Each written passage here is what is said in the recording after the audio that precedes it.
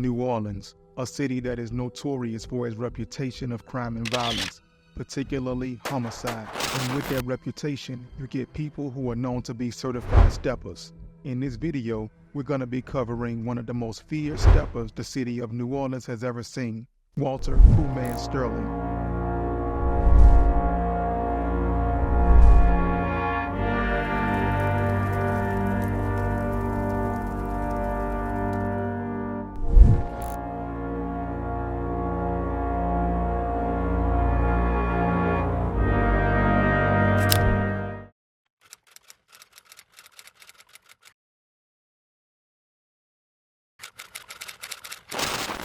Walter Sterling, but known to the world as Pooh Man, was born and raised in the Ninth Ward of New Orleans in the Desire Projects, constructed in the 1950s.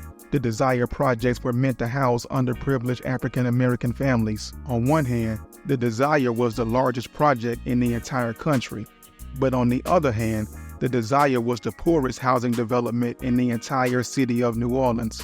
But in a storyline that is all too common and that we know all too well, once the drug trade was established, crime would then increase. During the 1960s, much of the crime in the project stemmed from drug dealers fighting for control of the heroin trade. And during the 1980s, the crack epidemic would hit and would take its toll as well. It's been said that the Desire Projects was not only the most dangerous project in New Orleans, but also one of the deadliest communities in the entire country.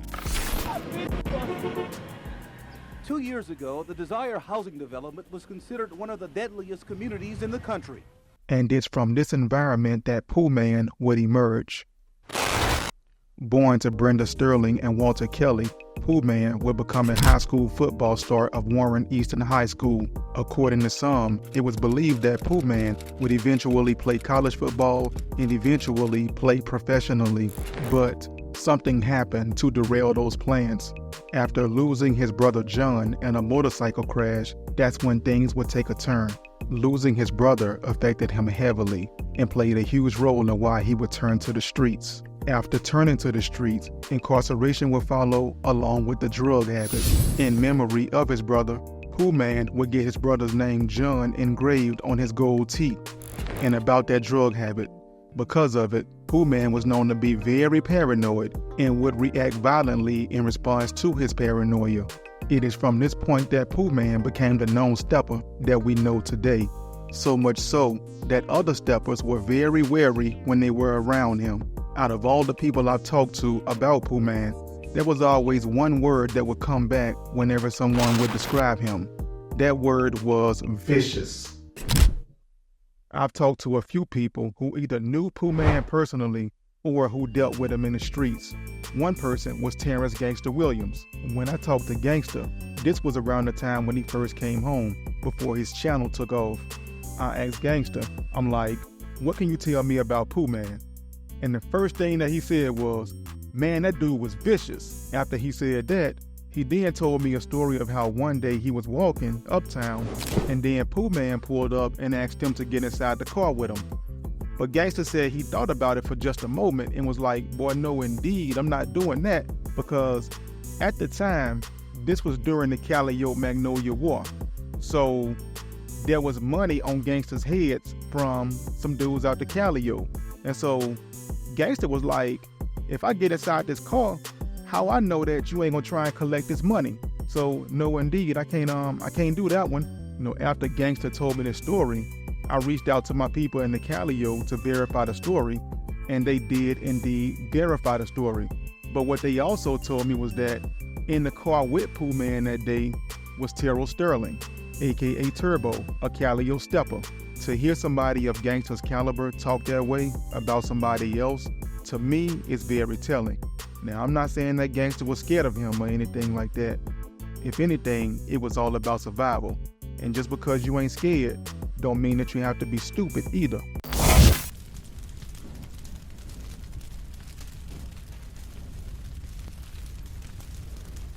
What a lot of people may not know is that Pooh Man was related not only to Terrell Sterling, aka Turbo, a Calliope legend, he was also the cousin of another Calliope legend, Randall Watts.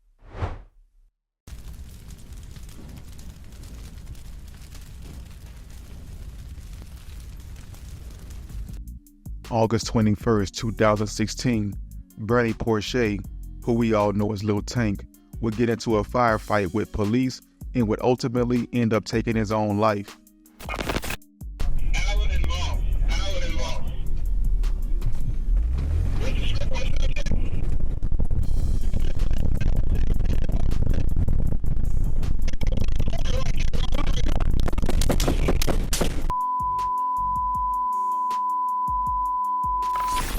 Now, you might be asking, what does this have to do with a story about Pooh Man? Well, it's been said that leading up to Tank's death, what happened before that was that Tank and Pooh Man were in a real high-speed chase type situation, meaning that Tank was chasing Pooh Man with the intention of doing you know what.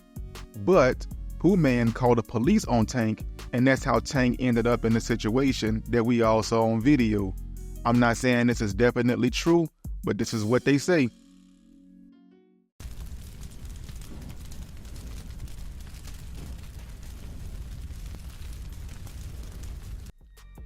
Over the weekend of January 29, 2017, a body would be found in a wooded area in New Orleans East.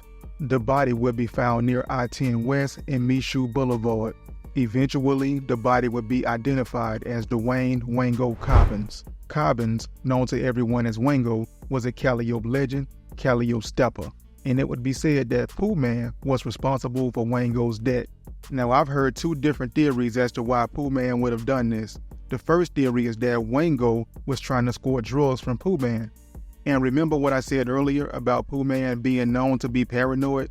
Well, it was said that Pooh Man became paranoid about Wango trying to score from him and felt like Wango was trying to set him up. Now, I don't know if Pooh Man thought Wango was trying to set him up to be taken out or was trying to set him up to be locked up. I don't know. But either way, we know how that may have turned out. The second theory I heard is that someone may have paid Pooh Man to go after Wango over the C-Murder situation. Now, I'm not saying that either one of those theories are 100% true. In fact, I'm not even saying it's 100% true that Pooh Man even did that to Wango. However, at the same time, considering my sources, these are some very credible people who know what they're talking about, and their words just can't be brushed off. So I'll just leave it at that.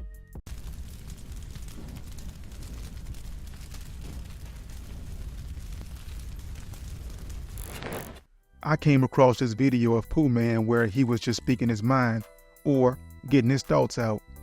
From the sound of it, he was saying some really good stuff.